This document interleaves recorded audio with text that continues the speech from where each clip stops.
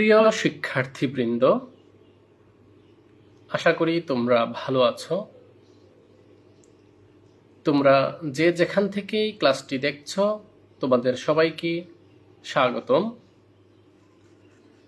পূর্বের ক্লাসে আমরা আলোচনা করেছিলাম শব্দের শ্রেণীবিভাগ পর্ব 1। আজকে আলোচনা করব পর্ব 2। আমার বিশ্বাস তোমরা আগের ক্লাসটি মনোযোগ সহকারে দেখেছ এবং আজকের ক্লাসটিতেও তোমরা সাথে থাকবে। আমরা চেষ্টা করছি তোমাদের প্রতিটি ক্লাসকে সহজ ও সুন্দরভাবে উপস্থাপন করতে, যাতে তোমরা সহজেই বুঝতে পারো। আশা করি আজকের ক্লাসটিও তোমরা মনোযোগ সহকারে দেখলে উপকৃত হবে। তো চলো আজকের ক্লাসের মূল আলোচনায় আমরা যাই। প্রিয় শিক্ষার্থীরা, তোমরা জানো আমাদের এই মাতৃভাষা বাংলায় এটি বিশ্বের চতুর্থ বৃহৎ মাতৃভাষা এবং এই ভাষার শব্দ সম্ভার সমৃদ্ধ শব্দ সম্ভার। এখানে বিভিন্ন ধরনের শব্দ রয়েছে। এই শব্দের শ্রেণীবিন্যাস নিয়ে আমরা আজকের ক্লাসে আলোচনা করব এবং আগের ক্লাসটিতে আলোচনা করেছি। তো আমরা আমাদের এই বাংলা ভাষার শব্দগুলোকে, তোমরা জানো আমরা 3টি প্রধান ভাগে ভাগ করেছিলাম: গঠন অনুসারে, উৎস বা উৎপত্তি অনুসারে এবং অর্থ অনুসারে। তো আমরা আজকের ক্লাসটিতে আলোচনা করব গঠন অনুসারে শব্দের শ্রেণীবিন্যাস। তো আমরা দেখতে পাচ্ছি এই পাঠ শেষে শিক্ষার্থীরা উৎস বা উৎপত্তি অনুযায়ী শব্দের শ্রেণীভেদ করতে পারবে। তৎসম, অর্ধতৎসম, তদ্ভব, দেশি, বিদেশি শব্দের সংজ্ঞায়ন করতে পারবে। তৎসম, অর্ধতৎসম, তদ্ভব, দেশি, বিদেশি শব্দগুলো চিনতে পারবে। তো প্রিয় শিক্ষার্থীরা, আমরা জানব আমাদের উৎস বা উৎপত্তি অনুসারে শব্দের শ্রেণীবিন্যাস। এরই মধ্যে নিশ্চয়ই তোমরা শ্রেণীবিন্যাস জেনে গেছো। তো আমরা আবার দেখব তৎসম শব্দ, অর্ধতৎসম শব্দ, তদ্ভব শব্দ, দেশি শব্দ, বিদেশি শব্দ। এই 5 ধরনের শব্দ রয়েছে উৎস বা উৎপত্তি অনুযায়ী। যেই উৎস থেকে, যে সোর্স থেকে আমাদের এই শব্দগুলো এসেছে সেটা 5 ধরনের। তো প্রথমেই আমরা আলোচনা করব তৎসম শব্দ নিয়ে। যে সকল শব্দ সংস্কৃত ভাষা থেকে কোনো রকম পরিবর্তন ছাড়া সরাসরি বাংলা ভাষায় ব্যবহৃত হচ্ছে তাদেরকে তৎসম বা সংস্কৃত শব্দ বলে। প্রিয় শিক্ষার্থীবৃন্দ, খেয়াল করবে এইখানে যেই কথাটা বলা হয়েছে তৎসম শব্দ, তৎসম মানে কি? সংস্কৃত। এই তৎসম শব্দটাকে যদি আমরা বিশ্লেষণ করি তাহলে আমরা দেখতে পাই তৎ মানে তার, সম মানে সমান। কার সমান হবে? সংস্কৃতের সমান। তো তৎসম মানে হলো সংস্কৃত। তো সংস্কৃত ভাষার অসংখ্য শব্দ আমাদের এই মাতৃভাষা বাংলায় ব্যবহৃত হয় এবং আমরা প্রতিনিয়ত এই শব্দগুলো ব্যবহার করছি, তোমরাও করছো। তো যেই শব্দগুলো সংস্কৃত ভাষা থেকে সরাসরি আমার এই বাংলা ভাষায় ব্যবহার হচ্ছে সেই শব্দগুলোকে বলা হয়েছে তৎসম শব্দ। তো আমরা কয়েকটি উদাহরণ তৎসম শব্দের দেখব। চন্দ্র, সূর্য, হস্ত, ধর্ম, নক্ষত্র, ভবন ইত্যাদি। এই যে শব্দগুলো আমরা দেখতে পাচ্ছি আমাদের চোখের সামনে, চন্দ্র, সূর্য, হস্ত, ধর্ম, নক্ষত্র, ভবন, এই শব্দগুলো সংস্কৃত শব্দ, বাংলা শব্দ নয়। এই শব্দগুলো বাংলা ভাষায় ব্যবহৃত হয়, কিন্তু এই শব্দগুলো আসছে কোন ভাষা থেকে? সংস্কৃত ভাষা থেকে, এবং এগুলো কোনো পরিবর্তন ছাড়া এসেছে। এদের কোনো পরিবর্তন নেই, অপরিবর্তিতভাবে আমরা ব্যবহার করছি। এই ধরনের শব্দগুলোকে বলে তৎসম শব্দ। তৎসম শব্দগুলো, প্রিয় শিক্ষার্থীরা, তোমাদের জিজ্ঞাসা থাকতে পারে এই শব্দগুলো আমরা চিনব কিভাবে? তো খেয়াল করবে আমরা এই যে এখানে 5 প্রকার শব্দ আলোচনা করব, উৎস বা উৎপত্তি অনুসারে। এই 5 প্রকারের মধ্যে প্রত্যেকটি শব্দের কিন্তু বৈশিষ্ট্য আলাদা আলাদা। এই যে শব্দগুলো, তৎসম শব্দগুলো, এই শব্দগুলো দেখবে অন্য 5 প্রকারের শব্দের চাইতে একটু ভিন্ন রকম। এই শব্দগুলো কেমন একটু গাম্ভীর্যপূর্ণ হবে, একটু মনে হবে যেন একটু উচ্চারণ করতে একটু কঠিন বলে মনে হয়। এই যে শব্দের সাধারণ যে বৈশিষ্ট্যটা, যে গাম্ভীর্যপূর্ণ, একটু দুর্বোধ্য এবং একটু উচ্চারণ করতে কঠিন বলে মনে হবে আমাদের সামনে, এমন শব্দগুলো হবে সাধারণত তৎসম শব্দ। এছাড়া তোমরা খেয়াল করবে মূর্ধন্য স দিয়ে, মূর্ধন্য ন দিয়ে, এই ধরনের যে শব্দগুলো বেশিরভাগ রয়েছে, এগুলো হচ্ছে আমাদের তৎসম শব্দ। তো প্রিয় শিক্ষার্থীরা, আমরা যাব, আশা করি তোমরা তৎসম শব্দ বা সংস্কৃত শব্দ কাকে বলে বুঝতে পেরেছ। এরপরে যাব আমরা অর্ধ তৎসম শব্দে। তো তোমরা নিশ্চয়ই জানো, তারপর আমরা সংজ্ঞাটা স্ক্রিনে দিয়েছি, তোমরা দেখতে পাচ্ছ।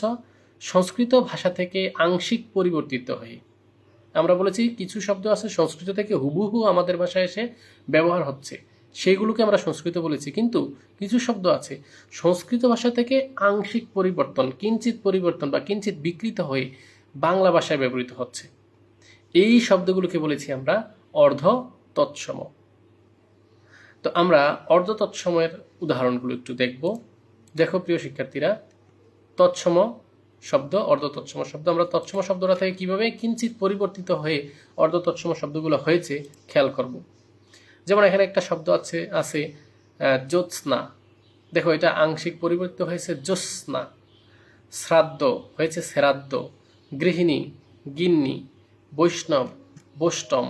কুৎসিত, কুৎসিত। এই যে শব্দগুলো, এই শব্দগুলো হচ্ছে তৎসম শব্দ, সংস্কৃত শব্দ, যেগুলো আমরা বাম পাশে দেখতে পাচ্ছি। আর ডান পাশে যে শব্দগুলো দেখতে পাচ্ছি সেগুলো হলো অর্ধ তৎসম। কেন অর্ধ তৎসম? এই শব্দগুলো থেকে, তৎসম শব্দগুলো থেকে কিঞ্চিত পরিবর্তিত হয়ে ব্যবহৃত হচ্ছে। দেখো, এগুলোর কাছাকাছি উচ্চারণ কিন্তু একটু সামান্য ব্যবধান আছে, দেখো, বানানের ক্ষেত্রে এবং উচ্চারণের ক্ষেত্রে। শব্দগুলো এই তৎসম শব্দগুলো থেকে পরিবর্তিত হয়ে, কিঞ্চিত পরিবর্তিত হয়ে বা বিকৃত হয়ে ব্যবহৃত হচ্ছে। এই শব্দগুলোকে আমরা বলেছি কি? অর্ধ তৎসম শব্দ। আশা করি তোমরা অর্ধ তৎসম শব্দগুলো চিনতে পারবে। আমরা এবার যাব তদ্ভব শব্দে। তো আমরা স্ক্রিনে দেখে নেব তদ্ভব শব্দ কাকে বলে। যে সকল শব্দ, প্রিয় শিক্ষার্থীরা, যে সকল শব্দের মূল সংস্কৃত ভাষায় পাওয়া যায়, আমরা আমাদের ভাষায় ব্যবহার করছি শব্দগুলোর বিশ্লেষণ করলে, এগুলোর যদি উৎস আমরা খুঁজলে দেখবো এই শব্দগুলোর মূল কোন ভাষায় পাওয়া যায়? সংস্কৃত ভাষায় পাওয়া যায়। কিন্তু ভাষার স্বাভাবিক বিবর্তনের ধারায় ভাষার কিছু পরিবর্তন হয়। মুখে মুখে ভাষা, আমরা যখন কথা বলি, মুখে মুখে কথা বলতে গেলে ধ্বনির পরিবর্তন হয়ে যায়। পরিবর্তিত হতে হতে প্রাকৃতের মাধ্যমে পরিবর্তিত হয়ে আধুনিক বাংলায় স্থান পেয়েছে। এই সমস্ত শব্দগুলোকে আমরা বলেছি তদ্ভব বা বাংলা শব্দ। আমরা লক্ষ্য করব প্রিয় শিক্ষার্থীরা, যেই শব্দগুলো মূল খুঁজলে সংস্কৃত ভাষায় পাওয়া যায়, কিন্তু ভাষার বিবর্তনের ধারায় প্রাকৃতের মাধ্যমে বাংলা ভাষায়, আধুনিক বাংলা ভাষায় স্থান পেয়েছে, সেই শব্দগুলোকে আমরা বলি তদ্ভব শব্দ। আর এই তদ্ভব শব্দগুলোই হলো মূলত বাংলা শব্দ। তো আমরা এই তৎসম থেকে কিভাবে পরিবর্তিত হয়ে বিবর্তনের ধারায় শব্দগুলো বাংলা শব্দ হিসেবে বিবেচ্য হলো বা তদ্ভব শব্দ হিসেবে বিবেচ্য হলো, আমরা কিছু উদাহরণের মাধ্যমে দেখব। তো আমরা উদাহরণটা লক্ষ্য করি প্রিয় শিক্ষার্থীরা। দেখো, তৎসম বা সংস্কৃত শব্দ, প্রাকৃত, তদ্ভব বা খাঁটি বাংলা শব্দ। খেয়াল করো, হস্ত, চর্মকার, দুগ্ধ, দধি, এই শব্দগুলো হচ্ছে আমাদের সংস্কৃত শব্দ। এই শব্দগুলো থেকে প্রাকৃতে হয়েছে হত্থ, চম্মোয়ার, দুগ্ধ, দহি। বাংলায় হয়েছে দেখো হাত, চামার, দুধ, দই।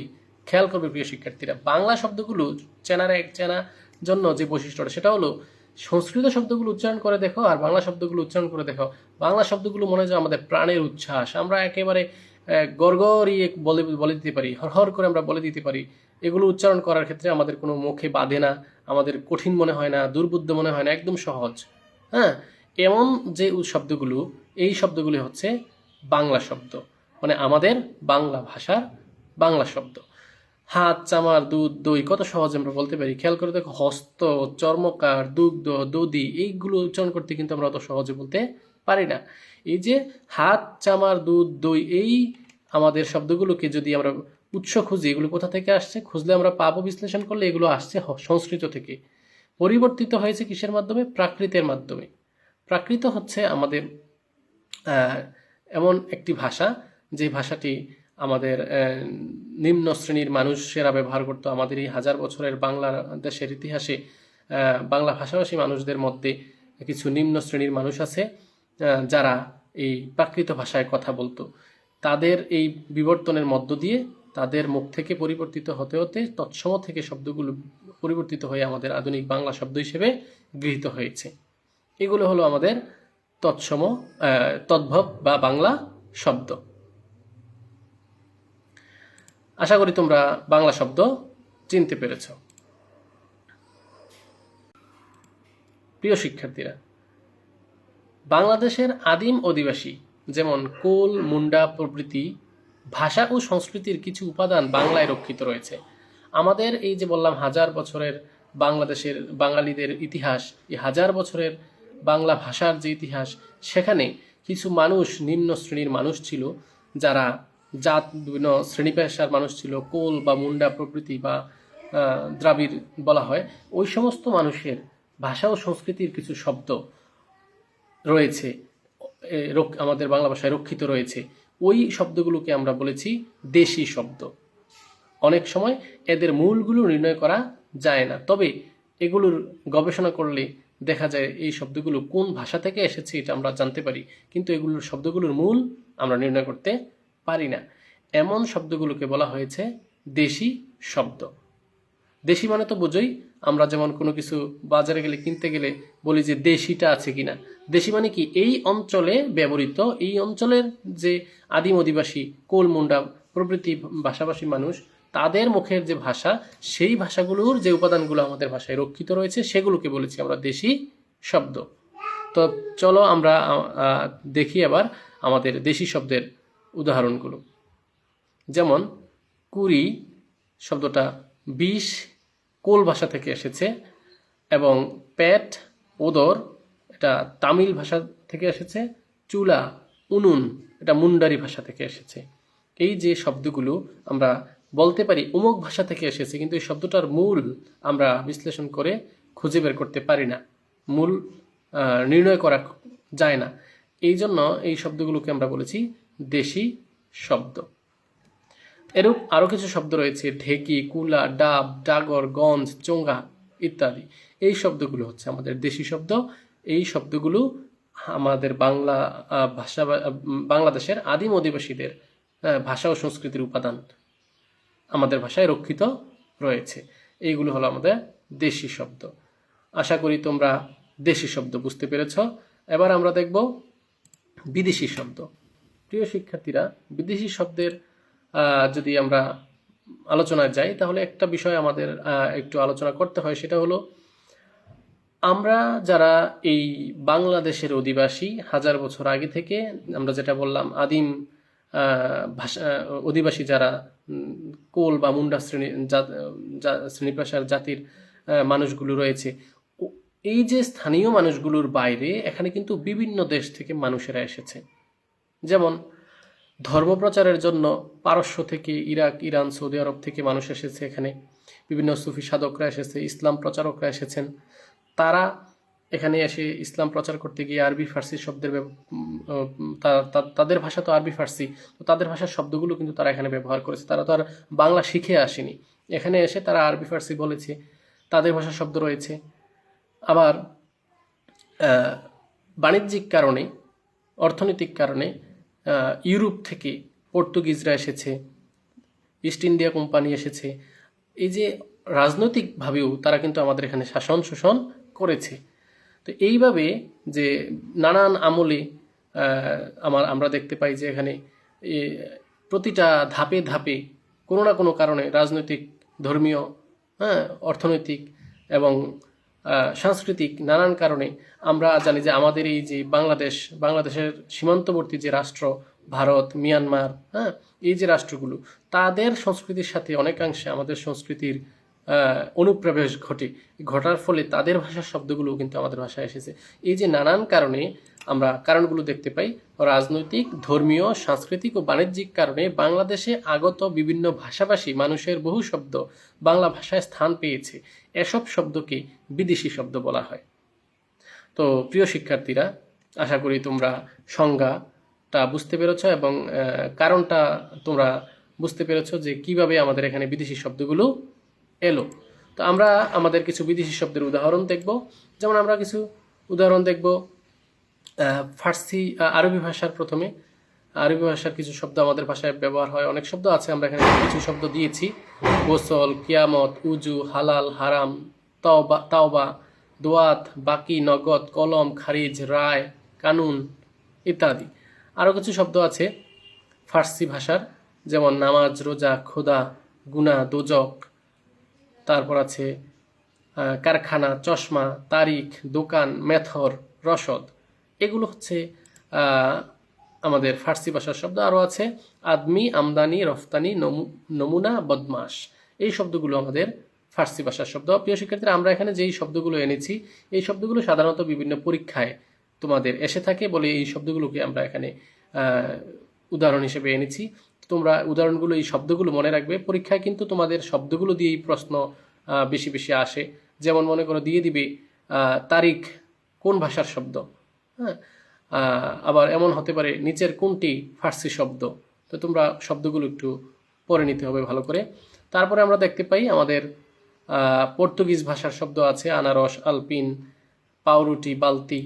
আমাদের আরও রয়েছে ফরাসি ভাষার শব্দ, যেমন কার্তুজ, কুপন, রেস্তোরাঁ, ডিপো, হ্যাঁ, এগুলো। ওলন্দাজ শব্দ রয়েছে: ইস্কাপন, টেক্কা, তুরুপ, হরতন, রুইতন। তো এই যে নানান ভাষার শব্দ আমাদের ভাষায়, এই যে রাজনৈতিক, ধর্মীয়, সাংস্কৃতিক, অর্থনৈতিক বিভিন্ন কারণে তারা আমাদের দেশে এসেছে, আমরা তাদের সাথে মিশেছি, তাদের ভাষার শব্দগুলোকে আমরা ব্যবহার করেছি, রপ্ত করেছি এবং শব্দগুলো এখন বাংলা ভাষায় ব্যবহৃত হয়েছে। এখন এই সকল শব্দ নিয়েই কিন্তু বাংলা ভাষার শব্দ ভাণ্ডার। তো শব্দগুলোকে বিশ্লেষণ করলে আমরা এভাবে শব্দগুলো কোন দেশি বা কোন ভাষার শব্দ সেগুলো আমরা নির্ণয় করতে পারি আর কি। তো প্রিয় শিক্ষার্থীরা, আরও অনেক শব্দ রয়েছে, হিন্দি, আরও রয়েছে আমাদের ভারত পার্শ্ববর্তী রাষ্ট্র, পাঞ্জাবি শব্দ আছে, তামিল শব্দ আছে, হ্যাঁ, তুর্কি শব্দ আছে। এরকম অসংখ্য শব্দ রয়েছে। তোমরা তোমাদের পাঠ্য বই থেকে বাকি শব্দের উদাহরণগুলো পড়ে নিবে। তোমরা আশা করি বিদেশি শব্দ এবং আমাদের আজকের যে আলোচনা বাংলা শব্দ সম্ভারের শব্দের শ্রেণী বিভাগের উৎস বা উৎপত্তি অনুসারে যে শব্দের আলোচনা আমরা করলাম, তোমরা বুঝতে পেরেছ। তো আজকের ক্লাসটি তোমরা মনোযোগ সহকারে দেখেছ এবং সাথে ছিলে, এই জন্য তোমাদের সবাইকে জানাই ধন্যবাদ। এবং আগামী ক্লাসে তোমাদের সামনে আবার দেখা হবে শেষ পর্বটি নিয়ে। সে পর্যন্ত তোমরা ভালো থাকো, সুস্থ থাকো। আল্লাহ হাফেজ।